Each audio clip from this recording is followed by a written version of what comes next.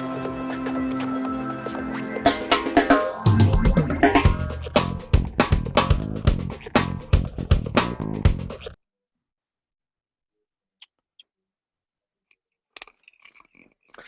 right. Good evening, everyone. Welcome to Higher Ed Live. My name is Drew Milliken, and I am your guest host for this evening's edition of Higher Ed Live, the weekly web show for marketing and web professionals. You can tune into Higher Ed Live every Thursday night at 7 p.m. Eastern Time on higheredlive.com and join the conversation on Twitter using the Higher Ed Live hashtag. And you can follow me on Twitter at Drew Milliken. Drew is D-R-E-W, and Milliken is M-I-L-L-I-K-I-N, 2 L's, 3 I's. And for those of you in the Midwest, it's just like Milliken University. No one on the East Coast knows that, but if you're in the Midwest, you may.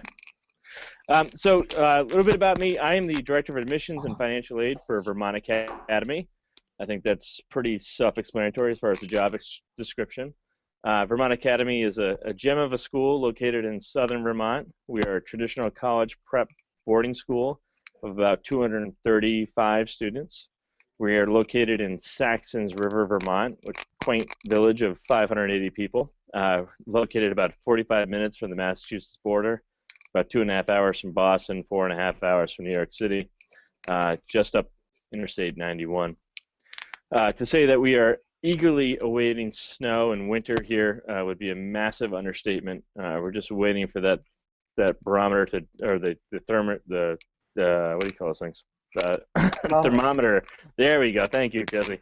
To drop below freezing here, so we can start blowing snow on our ski hill here on campus, and have our kids hit the slopes here at Okemo.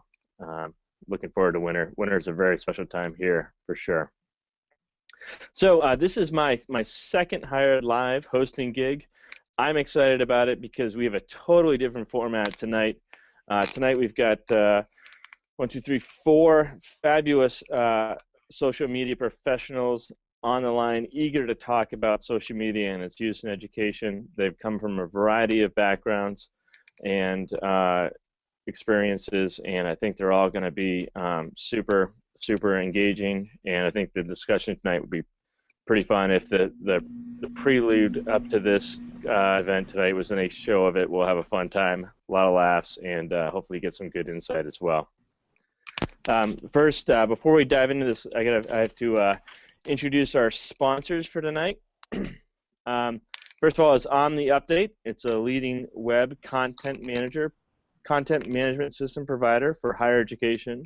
The company's web CMS OU Campus, trademark, is secure and scalable with great tools and features, deployment flexibility, and awesome user interface, awesome user community. Watch Omni Update's webcast with EDU Web Marketing on enhancing your site redesign with a digital marketing assessment. Higher Ed Live is sponsored by Uversity, formerly known as Integral, creators of Schools app. Join Uversity on November 30th at 3 p.m. Eastern Standard Time for their upcoming guest webinar, Ithaca College, using big data to yield big results. To learn how Ithaca College built a private school network called IC Peers in-house, we are tweeting out the link now as we speak. All right, now let's get on to to introduce our guests. And actually, I'm going to let our guests introduce themselves. So I think, who's up first? Is it Mayan? Sure, great, I can do that. Hi, my name is Mayan Plout. I am the Manager of Social Strategy and Projects at Oberlin College. That new title is awesome, and I got it about 2 weeks ago, and I really love it. I was previously social media coordinator, but I have grown up, and so has my role.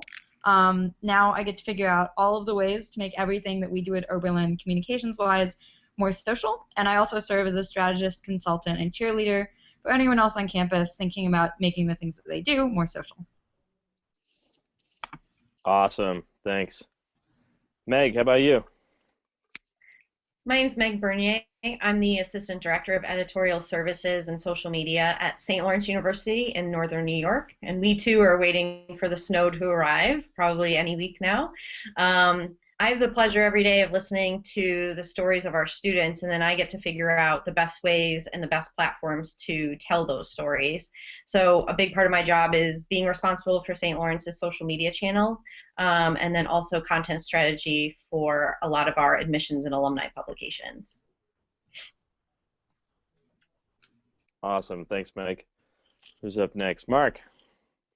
Hi, I'm Mark Anbinder. I'm the Web Communications Manager at Cornell University's Campus Life in the Office of Marketing and Communications. And we do a lot of marketing and communications for Cornell Dining and for the Housing Office at Cornell and Faculty Programs Office, our West Campus Housing Initiative, so a variety of residential and non-academic related programs, doing lots of web updates, lots of social media, as well as Cornell's United Way campaign. I've been a restaurant reviewer for about 15 years, and one of the things that I love about doing this for Cornell Dining, the social media means sometimes I get to take food and then eat it. Nice, nice. All right, and finally, Jesse. Jesse Bardo.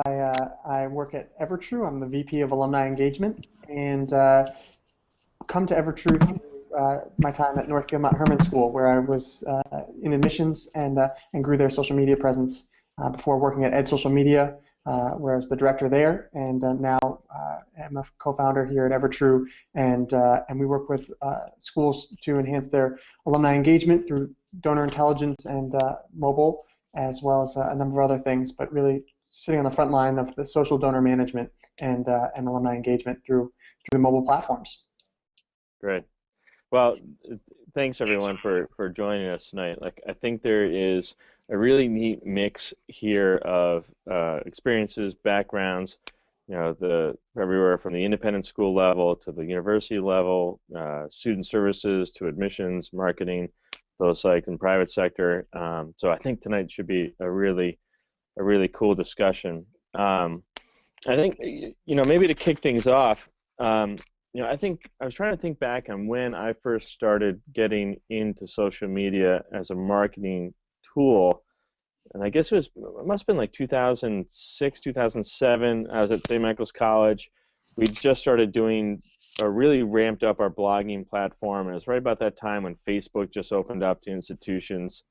And it seemed to me at the time, I remember doing a presentation at NEACAC with another Brad Ward from Blue Fuego, and you know, the questions that we were trying to grapple with at the time was, what's the content, what's the message, who's owning it, how do you keep it authentic, and then how do you measure it, and what are the tools that you're doing all these things with? So I think, you know, maybe tonight we can start with sort of like, what are the tools you guys are using to communicate? How are things evolved since we first started, you know, using those terms, social media, which, again, it feels kind of weird to say that was only, you know, 6 years ago. But I guess the first topic we start with, sort of, what are the tools you guys are using? What would you consider your backbone of your social media efforts right now? Who wants to lead it off? Anybody?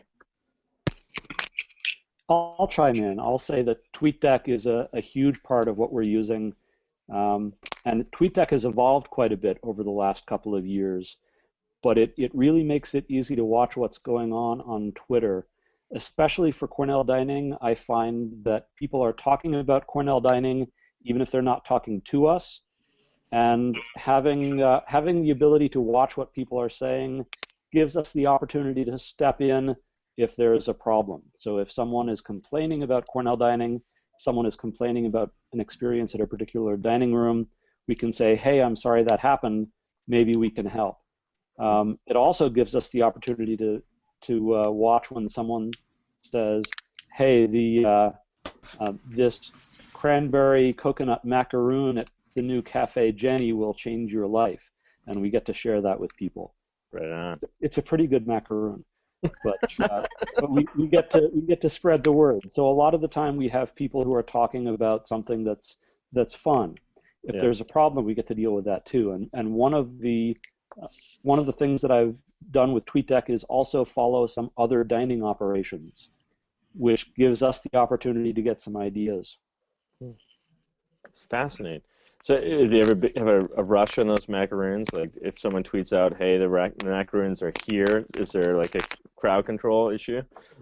Not yet. We're hoping.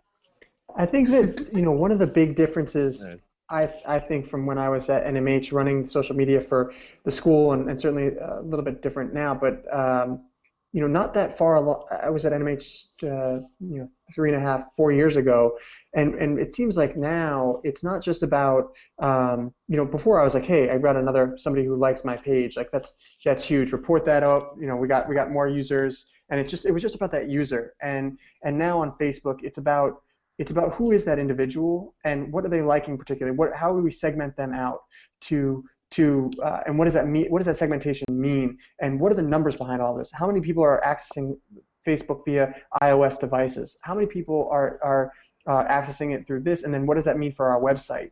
And I think that is something that I was never thinking about 4 years ago. I was thinking about the like of the page, growing a page in that way. And I would say the same thing for LinkedIn and Twitter. But now it's diving 10 times deeper than that individual tweet. It's really about who is that person, how are they engaging with us, what else have they done, have they given, have they all around the sort of those demographics, and the tools, Facebook, Twitter, LinkedIn, they're getting better at showing us who those people are. So you look at university pages on LinkedIn, and we're seeing, we can drill down to the people who are like Dance in New York City, who went to NYU, or Wisconsin, and also are brain surgeons. It's like that was never on my radar, and I think that's been a huge shift. At least what we've seen is just those social analytics. Totally. I think the interesting thing that's happened at Oberlin, so I started working here, I graduated in 2010, and I started working full-time in our communications office about a month later as a fellow. And I started with the communications office in the first place as someone who was making stuff for them. So I was a student blogger, I was a photographer, and I was a videographer. And I think what the mindset was when I was hired is the same mindset we have now, which is, I guess, about 6 years later, because I started working there in 2008 as a student. And it is, we are here to try and tell the best story that we can, and it is very much about the story, and wherever it goes afterwards is fine. So we use a lot of tools, but I think that the backbone of what we do, or at least what I do, comes from specifically our student blogging program, and then any other like bigger social project that has to do with people telling their story, either about what's happening right now at Oberlin, what's happened in the past at Oberlin, and very much what will happen in the future in Oberlin too. Right. So we use Facebook and we use Twitter and we use Tumblr as like places that stuff goes at the end of things. But my focus, and part of the reason why my role even changed, is to back up and figure out what's going places rather than managing those spaces in the first place. Mm-hmm. So I guess the backbone is the good content rather than where everything is going afterwards. Right. Yeah, I have to agree with Maayan about the stories and getting those out there. I've spent the last year sort of getting to know social media from a managing perspective, and I think one of the things I've really tried to focus on is sort of getting out of our own way as far as marketing and communications, and figuring out the best platforms to put those stories on. One of the things that we've done recently at St. Lawrence is on Instagram, and that's because in talking with students here on campus and working with them, I know that our students are on there, they're engaging with us on there. That was the first platform where we saw a lot of student engagement with us. And they're the audience that, for us, I mean, of course we want to be speaking to prospective students, and of course we want to be connecting and engaging with alumni, but I think a lot of that has to do with the stories that are actually happening now on campuses.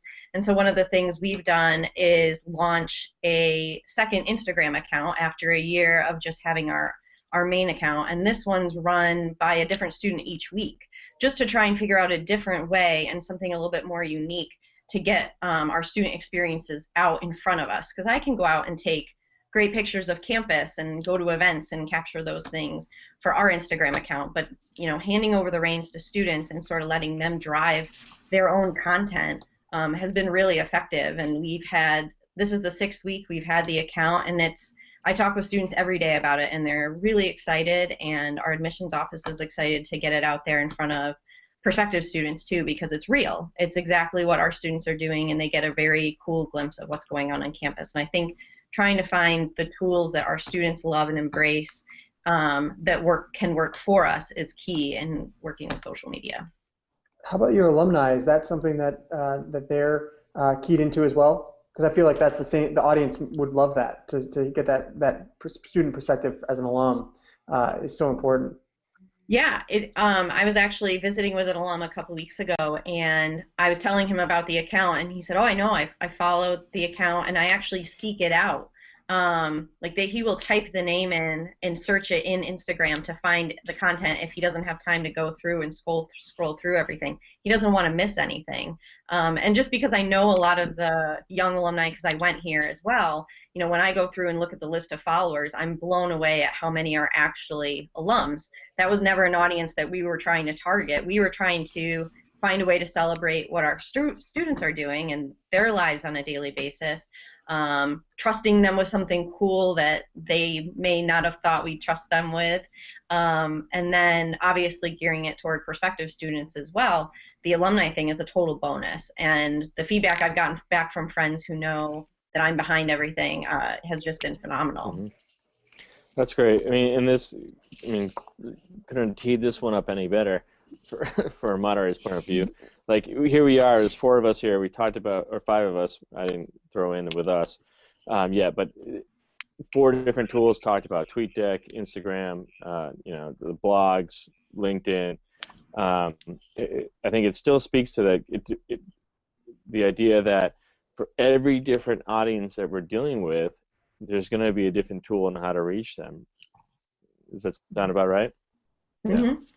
How do you I guys think also, manage? Even beyond that, it's different for each school. Well, yeah. I think it's just also, it's different for each audience, but also different for each school, because part of the reason why our mainstay is figuring out really awesome content is that we don't have a ton of people on each of the social media channels that you guys might have. And after struggling with it for well over a year, we decided, rather than trying to throw a lot of energy behind something we weren't entirely sure who was going to see it, we decided to make incredibly cool stuff so that we could put it wherever we wanted and hit as many people as possible. Yeah. So your strategy kind of starts shifting if your school, I wish we could pull off an Instagram account thing like Meg was just describing. I would die over something like that. But we don't have, we do have students using Instagram, but it's also not, it's not the only thing. It's the only thing that's, I don't know. It's really hard to figure out what it is when your audience is all over the place. So, yeah. And so for you guys at Oberlin, you guys have had the blogs, right? And we've had them for 6 years. And I tell you, at my last role at the independent school, I had prior to that, I had great success at St. Michael's with implementing blogs. That really killed it for us.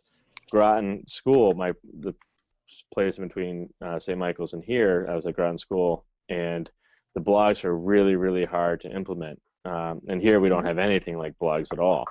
But for us, what's killed it is Facebook here seems to be really big, and we just rolled out an Instagram program, which is starting to pick up traction. So I don't know if you guys feel this way too, where there's so many options out there between blogs, Facebook, Twitter, Instagram, Tumblr. For us, my sort of philosophy on this has been sort of just keep throwing stuff at the wall and see what sticks, and then whatever sticks, you just got to jump on that immediately and start chasing it down. Is that kind of your approach too? Well, that sounds like my first 3 years here. Less so now. I think part of it now is I finally got to the point that was I'm the only person full-time managing social media at Oberlin, and every single time something else was added, it was one more thing that was on my plate. And at some point I was I can't handle it all. There's too much coming at me at any given time, and it's unclear what I'm supposed to do with it after it gets to me. That, again, we've backed up and we're thinking very much about what we make first and then where it goes second. And it has much more to do with kind of owning our own story rather than trying to shape it for whatever it needs, wherever it needs to go next.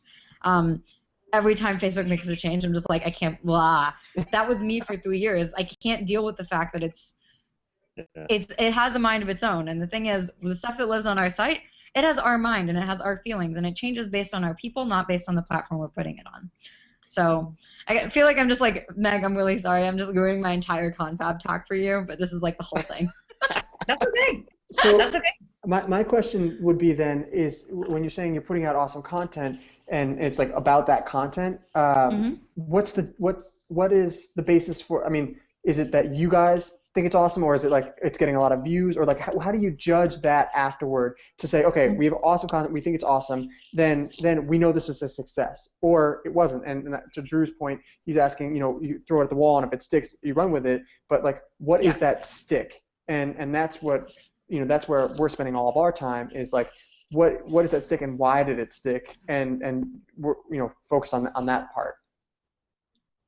I completely agree. I personally have no idea how all of that fits together yet, because we've just moved in the direction of thinking this way first and then figuring out how it works second. And right now, I don't think there's going to be a magical formula for figuring out what works. What we do know is what our school is about and what our students are about and what our alumni are about. And those things will help inform what our prospective students are actually looking at when it comes to here. So when we listen on social media, it has a lot to do with kind of reinforcing the things that we already know about us. So those are the awesome things. We already know what our awesome things are because we've been saying them for years, and our audience has either picked up on them or they're learning it themselves and figuring out that it is exactly what they want or not.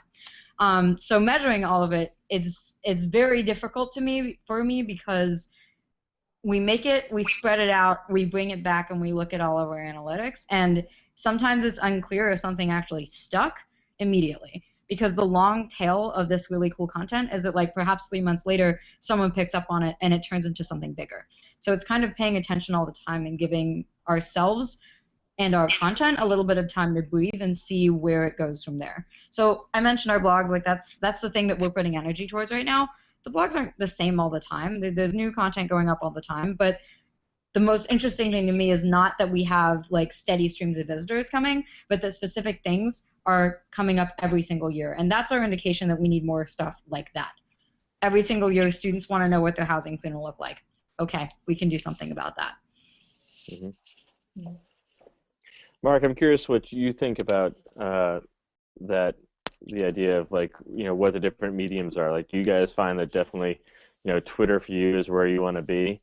And in that case, like, what are, your main goals for getting out the Cornell dining services idea? Like, I'm thinking of you because we had just talked about, like, doing bios for our tour guides here and asking them sort of what their favorite meal is in the dining hall. Granted, we only have one dining hall. We only have 230 kids, and we have pizza night like every Friday. So, like, guarantee you that every kid is going to say, when we ask them what their favorite meal is, they're going to say pizza day.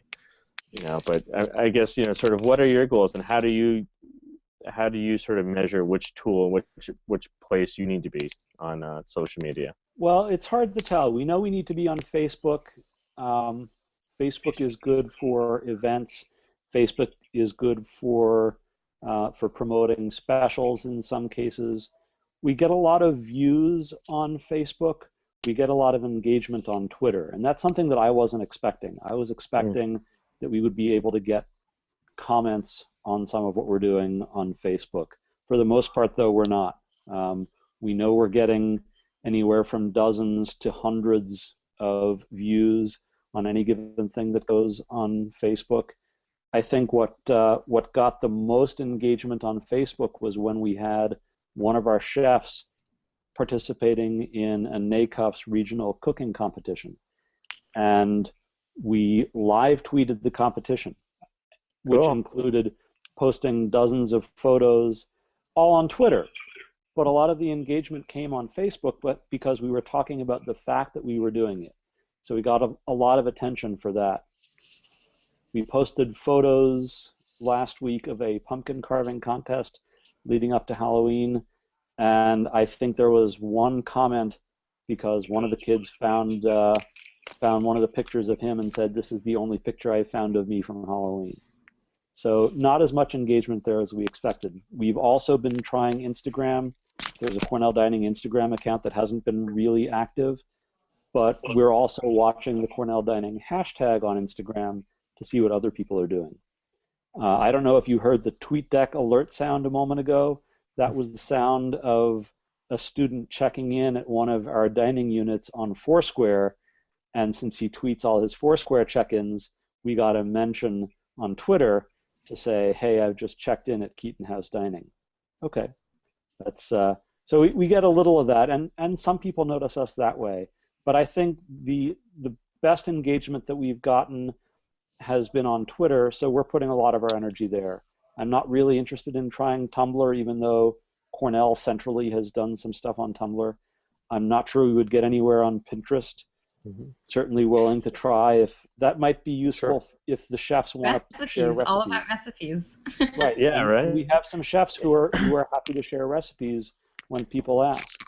And what are your goals? Are you trying to drive people to certain dining locations, or are you more just sort of overall service oriented? One of the things that we're doing, since Cornell Dining competes with a couple of other operations on campus, we want to get as much of the business as possible. There's room for others, but we want to make sure that we're getting as much of the business as we can, because that helps keep our costs reasonable, and it helps make sure that we can do a good job serving people with the money that we bring in. But certainly trying to be engaging and make people enjoy their experience at Cornell is a big part of it. And I think that's why Cornell Dining is doing this through the Campus Life Marketing and Communications Office rather than trying to do their own. It's all part of the community. And we found, interestingly enough, a lot of our engagement has been with hockey players and other athletes on campus who are going to the dining rooms. Yep, they're the tater tots. Meg heard this story at a social media seminar that I did last January, but one of our hockey goalies is really into the tater tots at one of our units, and she talks about them on Twitter all the time. We have a former hockey player who's really into the salads at another of the dining units, so we get to talk about that as well. I'm kidding. So the athletes are really driving some of the marketing there. Very cool. Well, That's so great, though. They have a huge audience. Yeah. And so that kind of brings me to this other question. The idea that has always, I feel like, been out there is metrics. Like, and it's a multi-part question. Like, A, do you feel like let me phrase this way. Do you feel like that sort of skepticism of, like, the social media thing's a fad and, like, we just need to do it because everybody else is doing it, but then eventually, has that gone away over these however many years? I don't think anyone still thinks that social media is just a fad, but it really is hard to measure the metrics. Right. And that's something that I'm being asked to do, come up with a number of people who we're engaging with. And any given tweet, we might not get any engagement, or we might get 3 or 4 people engaging, and it's hard to point to that and call that a success when you're talking to 3 or 4 people. But I think the aggregate, there's something going on. So we might get retweets, we might have more people seeing it, but measuring metrics is tough, because in a lot of cases you're just guessing what people are seeing, especially on Facebook, when you have to guess whether the numbers actually bear any resemblance to reality, and we know they don't. Right. How about you guys? I mean, do you guys feel like, the rest of you, do you feel like there's that sort of, has the pressure been released where you feel like, okay, I have a legit job, I am a social media curator, manager, whatever, I think and people can accept me for that? Or do you still get the, dude, nice work, like, you just play on Facebook all day, I get what you do? One of the things that I've done at St. Lawrence, especially these last few months, is really reaching out to people on campus who I'm tweeting things about their events going on, or I'm tweeting about, like, for instance, our alumni office has started doing what they call SLU in a Box, and so people can fill out a form and they can request a certain amount of St. Lawrence gear or fun things to have at parties and gatherings or whatever. And when I posted it on Facebook, one of the things I asked the girl who runs the program was, I want to know how many people actually order the boxes within a certain amount of time after the post. And I think it was really reaching out and figuring out those real world effects of what social media was doing for us was really really effective for us. So there are times where I'm reaching out to actual people and saying, okay, I posted about this on this date, or you asked me to do this on this date. Tell me what the reaction was 24 hours on your end. You know, like with fitness classes, did you see a jump in registrations and things like that? And I know that there are insights and different things with Facebook, but all that measures is clicks or likes or shares or whatnot. So I really tried to go into our campus community and sort of answer some of those questions myself, where I wouldn't be able to get that data otherwise. Yeah. For us, yeah, very much so. Also, the knowing that our metrics are not just going to come from a web analytics, but our in-person human analytics, and how you kind of mesh those things together. One of the reasons why we've moved more towards making sure that our stuff works really well is that we can kind of track the analytics on our own site much better than we can track analytics on any of our social platforms, because we own that stuff, and it's easier for us to do it because we have it all in one place. Google Analytics, very confusing to me, very awesome to me. I'm trying harder. I want to become a master. I am so confused right now. It's not even funny, but it's really fun to try and learn all of this stuff. Can I give you one piece of advice? If you have other people who are administrators on it and they leave, remove them, because I accidentally blew up St. Michael's College's Google Analytics for like 3 years. I thought I was just deleting me from the account. Instead, I blew up all their data. It was oh my god. Totally my bad. My bad. Oh my god. I looked at ours yesterday. I know everyone who's on it, so.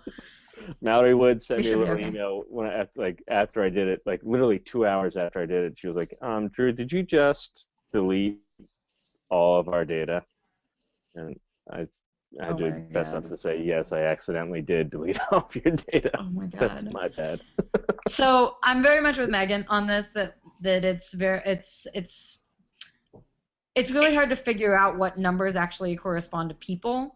And I'll come back to our blogs briefly, because it's the easiest one that we actually have some sort of like visible ROI on, is that every single year when we ask for our bloggers to apply for this upcoming year's team, every single one of them states in their application that the blogs were like defining part of their decision to go to Oberlin.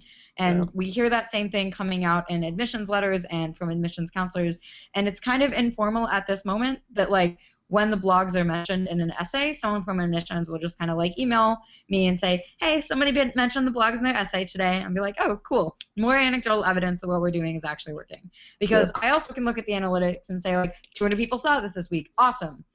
I don't know if they got what they needed out of it, because what we're giving them in many cases is information. There's no good way to test whether information got to where it needs to go and did what it needed to do.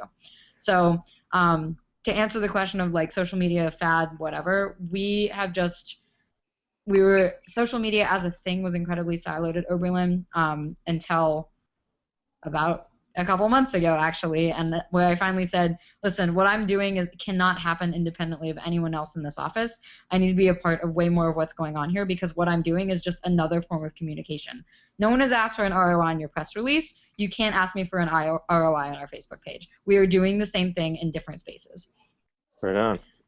And so are you part of the admissions team or the communications team or alumni development team? So I'm in our communications office. I'm a part of our web team, our creative team, and our media relations team. Cool. I also collaborate with the social media people and the admissions office and the alumni office, who are people who have full-time jobs who also do some social media engagement stuff on the side. And we have yet to have anyone doing it in student life, which is we need it really badly. Yeah. So there's a lot more communication and collaboration happening, but like 3 years ago, like no one was doing anything. There were like disparate little pieces going on in a lot of places. So again, part of the title shift was being able, oh my gosh, there's a dog. Sorry, I got distracted. So part of the shift was just allowing all of the things to work together better. Mark has the first animal visit of the evening. He wins that award. All right, and Meg, and who are you a part? Are you a part of the admissions, communications, So I'm alumni? in our communications office, and I work. I have a colleague over in admissions who I work with very closely. So she's coming back from the road right now, and she's telling me what she was seeing and the questions she was getting and different things like that. So, but I'm home base is definitely communications. Yeah, I know. And I want to jump back to the metrics side of it, because I know, Jesse, you guys do a ton of work with metrics, and I'm sure you guys dig into this stuff. So I'd be curious what you can offer for insights and sort of measurability and what you can measure from this stuff. You know, I think that when I was at NMH, you know, basically I went to them and said, hey, can I do something on Facebook, and can I do some work here and just try it out and see what we can do. And by the end of the 3 years that I was doing social media there, we saved $80,000 on print costs, and because we didn't really do anything different. We just dropped off printing a huge volume of stuff to send out to admissions folks. And we also we were up in annual fund numbers. And I think that's when we started to say, okay, let's hit goals. Let's set goals for all of these things with regards to you know, not only usage, but how do we then say to admissions and communications and these different groups, you know, we need to have this many posts, and then let's measure these posts. And that's, I don't know, you know, if they're still doing that, but that's what I continued over at social media, was to really think about how do we not say we need to do this, because we need to do it, but more so, how do we then set goals which are going to aim the social media towards an end goal, allowing us to measure it or try to reach a goal. And I think that would be the same thing that we're doing at Evertrue. And what we found as we worked with schools on the alumni engagement and donor intelligence side of things, just even around Facebook, I mean, your alums are engaged with you through social media in a different way than they're not reading the emails. They're not, you know, not necessarily going to your website today. And that's been a massive problem, because schools are putting out great content there, but they're also not checking in, I think, as much as they could through you know, who is that person who liked that post, and have they given? Because they're engaged with your, if they like 10 posts, they're engaged with your school in a way that a lot of people are not engaged with your school. And I think that is what we're looking at. And I think, you know, one of the things that's been striking to us is, if you like your school on Facebook, you're 4 times as apt to give to your institution than those who don't like you on Facebook. And bringing that to the director of a development who's saying, hey, we need a Facebook page. They're not saying, oh, we need you to have these conversations on Facebook. And that's the shift that we're excited about, is just saying, okay, well, it's actually quantifiable. Your alums who are engaged, they're giving more. And actually, if you see them, if they're engaged with your LinkedIn group, you can also see what industry they're in. And we see that financial services alums are giving, you know, 90% of financial services alums give to their institution, and this is how much they give. And breaking it down and saying, okay, well, we actually do need to have a LinkedIn group. We've got to grow it, because if we grow it, they're going to give more. Facebook, the same thing.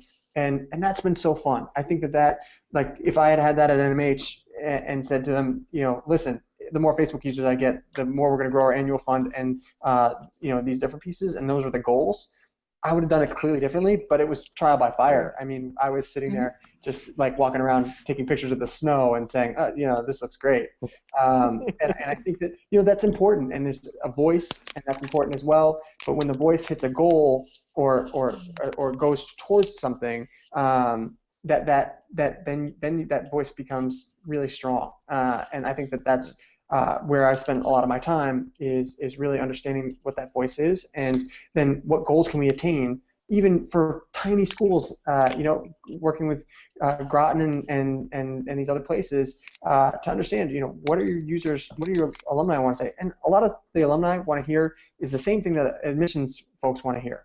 And it's authentic voice from the institution, but making sure, hey, we've got a picture of dance, we've got a video of football, and we've got these different things, checking those off the list, because you never know what alum or current prospective student you're going to reach and how you're going to reach them, and just making sure you do it at some point, then looking at those metrics and saying, oh my gosh, that math story, that got so many likes on it, or that got so many comments, And why was that? Oh, it's because we have this subset of people. And look at all those people are donors, and they're all alums who are 10 years out.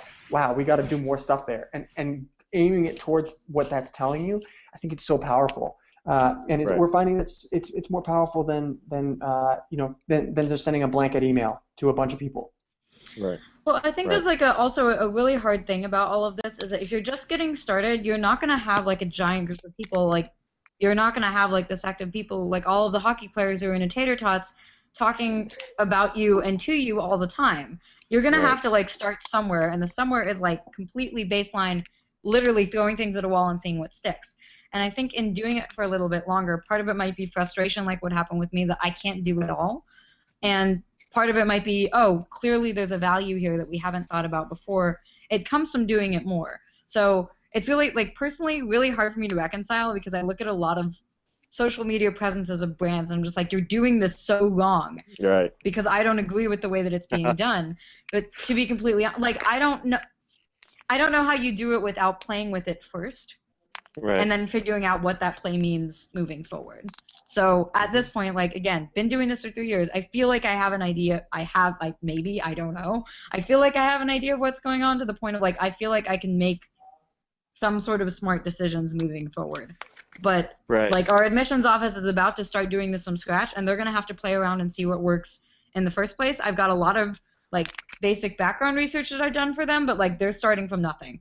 They're Mhm. starting from 0 people on their new Tumblr blog and, like, random people who'd found us on, like, Twitter when we had an account set up 6 years ago, but nobody ever took care of it. So, I don't know. How We'll see does what that- happens, but, like, there's just balance, and Yeah. part of that is play. One question I have is, like, how does admissions always all of a sudden say we need a Tumblr blog? Is that like for us? I guess I don't know. It's more like for me, it's like, oh, I can tell you how it happens. You get Yeah. one director who says, "Yo, I heard about this thing called Tumblr. We need to Exactly. get on it." And that's But I'm going to tell you You're how it young, happened do it. here, which is really different. yeah. I The think way it that's happened fine. here was I had been fighting for a really long time to figure out who could do admissions social media stuff because I was the only one doing it, and I don't work in the admissions office. So what happened was I would get stuff that was related to admissions via all of our main accounts that I would have to then direct to someone in admissions, wait for an answer, and then get back to the person much later in the process. So I started pretty actively saying, I can't do this because I am not qualified to do it. I need help. So one of the 3 people that were hired this year, one of them had written in their job description that there will be a focus on managing social media for admissions. So when that new person came in 2 months ago, we sat down and said, here is what we have seen work as Oberlin the big thing, but I can't manage all of it, and you have the expertise and knowledge and time to actually do this right. So here is what we have seen work already. Tumblr really works at our school. So perhaps it might be smart because a lot of the things we were getting via Tumblr were admissions questions. Maybe we should have admissions on Tumblr. So the conversation like evolved from we've been trying out a lot of stuff to I think this could possibly work for us along the way. The admissions Twitter account started I have no idea when, and it had been named poorly, and we didn't know who had the account information. And after emailing Twitter 6 times, I finally got an email account that was associated with it, to which we could then send a forgotten password thing. So like there was a lot of shell that didn't have a lot of like stuff inside of it, and now we finally have stuff that we can put in our shells. Yeah. Yeah, I mean, you got to remember that when this stuff started out, it was like, not to be like over dramatic about it, but it was like the Wild West. We were just kind of trying to figure it out, right? Like in Yeah, it still 2007, is. 2008, Yeah. like this thing called Twitter came about, and people were like, whatever. And then IPO'd today. Do you Twitter? Like, do you Twitter on your phone? Do you Tweeter? What do you do? So I totally hear you on those frustrations and sort of like, and of course, when you're dealing with admissions folks, I mean, the average, turnover in an admissions office is like 2 years max. So you've got all these passwords that get lost and the like. Absolutely. And of course, well, anyways, one of the things I want to touch on, which I think, Jesse, you kind of hit on a little bit, was sort of the when you were at NMH, taking pictures of the snow and the stuff and the messaging and keeping the student-driven content and the interesting stuff. Like, how do you guys balance what I think is the main draw to social media still, of the authentic messaging, but then you get like, you know, dirtbag admissions officers like me who are like, no, we need to really push like the STEM program here or the residential life program. Like, you know, how do you guys balance that idea of like getting the authentic message out, but at the same time, you know, still making sure we hit on like the really key pieces, the really key messaging pieces that we're trying to get across? Yeah, I mean, I think that the way I sort of juggled it was, in the end of the day, you do need to push things, and I think that there's, you know, I actually physically set up a calendar where I would write out when I knew that there were different things going on, so that I knew I'd hit that art show on those days, and that meant I was good for the month or like good for the week on art stuff.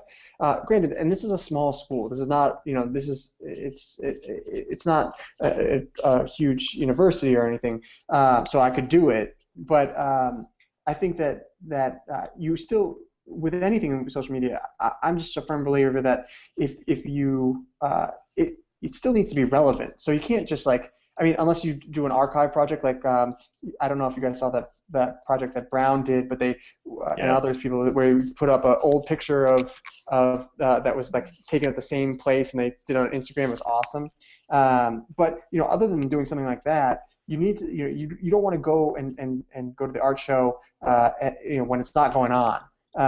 But you also create this awesome library. So you know, just as somebody was saying earlier, if the same thing that happened today, you know, happens a year from now, and it's a really popular thing in the dining halls or whatever, you can use that content from last year 2 weeks before and get ready for that event. You know, you create this awesome library of content that then your alums can go back to. Oh, maybe I was in that picture. Oh, I can't believe it. I've been graduated for 2 years, and same with prospective students. So I think that with regards to that question, it's like, yeah, the STEM program needs to get highlighted, but hey, this is what I'm doing, and this is where you fit into the program, and what I was doing is gathering all this information from these other departments and saying, hey, tell me when you're doing cool stuff, and I'll come over there, and I'll take a picture, and I'll do these different things.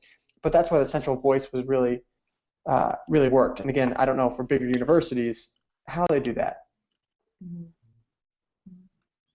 I don't either. I mean, small liberal arts college, like, it's much easier, like, you know, my communications office is like 20-something people. Our campus is 2,800. Our alumni base is, you know, tens of thousands. But I legitimately have no idea. Let's do a quick timeout, though. I mean, for a campus of 2,800 people, a communications office, I think 20 is pretty solid. Like, oh yeah, we are spread out all over the place, and we also are managing the Conservatory of Music, which is its own crazy, wonderful place that is not the college, and it is very complicated. We're basically a small university, but we're not a university. We're a college because we're all undergrad. So yeah, our communications office is very spread out. Like, when I say 20 people, like, we have a VP and like 3 people doing media relations, 1 person doing a magazine, 1 person doing internal, 1 person doing social media. So yeah, it's all about like what people are doing along the way, and part of the reason why I sit on 3 different teams, because we've got to figure out how our brains work together and our expertises work together. So I think that's one of the big advantages that I have working primarily for campus life efforts. I'm trying to do a little bit of everything, but I'm trying to do it for a very focused set of topics and portions of campus, and therefore a very specific set of audiences. I'm not trying to do social media for the entire organization, which might be fun, but it might also be exhausting. I get to do a little bit of everything. And like Jesse, I get to show up with a camera at a particular event. I'm not always taking food pictures. Sometimes I'm taking pictures of a music event or a fundraiser, and making sure that some photos end up online. Yeah, I mean, I really go with what Jesse was saying earlier, and along the same lines as Mayan too, in terms of just, you know, pushing out good content. If I have somebody who says, hey, we need to be pushing our sustainability semester on Facebook, Twitter, Instagram, everywhere, okay, but where's the good content for me to be pushing out? Like, what's the story? It's not just about me posting. Nobody cares. I mean, and if you think about, it's interesting, I was talking to a student this week who asked me, you know, about pop culture and if social media has made everyone care more about pop culture and not care as much about the news. And I think we fight the same battles when we're looking at social media, like, is this tweet going to get retweeted a bunch, or is anyone going to click on the link, or is this Facebook page or link going to get a lot of likes and shares? And the new stuff that we want to get out there doesn't get shared necessarily, unless it's really compelling. Whereas like those pretty photos of campus and all those other kinds of content that's more fun and uplifting, they do. So those are the examples that I give to people who say, please push this out. And it's like, well, if you give me a story, if you give me a student who has a great story about this semester program, that's what we can push out, because that's what people want. And it's more likely to get shared and noticed and retold and get more people interested in your program than something just announcing it. So it's really about, and that's what I play with a lot, is making people think that way in terms of how social media can help them. We're not just an announcement tool. I think that is so important, because I think, as Drew, you brought up, is like you have the manager who says, hey, we got to be on Facebook, but they don't have any idea. So I think those days, I hope those days are gone where that's the case, and it's actually hopefully a manager that says, hey, we've got to be on Facebook for this reason. Now you know what we're doing on Facebook, so can you make that reason happen and report back to me with the metrics or the anecdotes or whatever it might be, those conversations. Report back to me with those conversations, and that's compelling for all of this. And I think that's hopefully what these managers who aren't maybe on Facebook or aren't on LinkedIn, who aren't on Twitter, but understand, oh, this is the buzz going around, that hopefully then we have people who are on this panel and at these schools that then can say, thank you, I will, but you need to give this to me, right? And you need to like, I'm going to tell you how to ask me for the right things or do the right things. I think part of the goal shifting, just like in general, and how social media is being perceived, is that like what we're doing is we're not just posting machines. We're here to help people understand why what we're doing is important. So it's very much like we work in higher ed, but what we're doing is we're educating people. And it's really easy to kind of forget that that's a part of it. But the second line in my new job description is to educate my cohorts and my community and my campus about why what we're doing is important. Yeah, it's on those lines. NMH was smart enough to say, hey, we're actually going to take you off the road, and your last year, you're going to be, your conversations that you're having online are just as important as the fair you're going to in wherever it might be. And so those were my fairs, and that was to their credit. Yeah, it's brilliant, actually, if you ask me. Yeah. So I feel like there's still something there, like in the measurement piece and the metrics piece, that we haven't. It always has felt like a real nebulous thing to me. Like we've just, like, what are the numbers that really matter? Is it the likes? Is it the comments? Is it the shares, the retweets? Is it a combination of all of them? Like, do you guys have? Is there an answer to that question? It's been driving me nuts for 8 years now, or however long. 5 years, 6 years. Like, what is that number that works? Like that I can bring to my board, I can bring to my boss, I can say, here's where we're doing really well compared to X, Y, and Z school. I think Mayan had a terrific point. If you point to the press release, how many people read the press release? How many people saw the poster on the wall?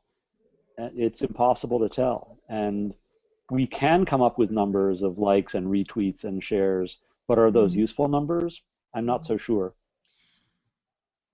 I think also, though, if we think about it from a very targeted perspective, like on the whole, like I don't care how many likes something in particular gets. But I do care a lot more big picture. If like this year we're focusing on, I'll use Meg's example, just like the sustainable semester. We've got, like, one of the things that we talk about a ton at Oberlin is sustainability. So perhaps one of the things that we're hoping to do this year is to increase the number of conversations we see or that we start that have to do with sustainability. So it's less about the post about sustainability and more about, we're going to do this 6 times this year. We have an overarching goal of getting at least 200 people to see this. We don't even know if they were the same people, but also we're taking anecdotal notes of someone did see this or not, or saw it and got inspired to do something else. And that inspired to do something else bit is actually the thing that compels me the most. one of the most interesting things that I've seen come out of just my own personal mental shift and what we've been doing this year is we present a lot of information to people and we don't say, please like this photograph or please tell us something in response. It's kind of offering a thing, and then if someone responds, that's excellent, because it's more about what they're choosing to take from it rather than us feeding them something in particular.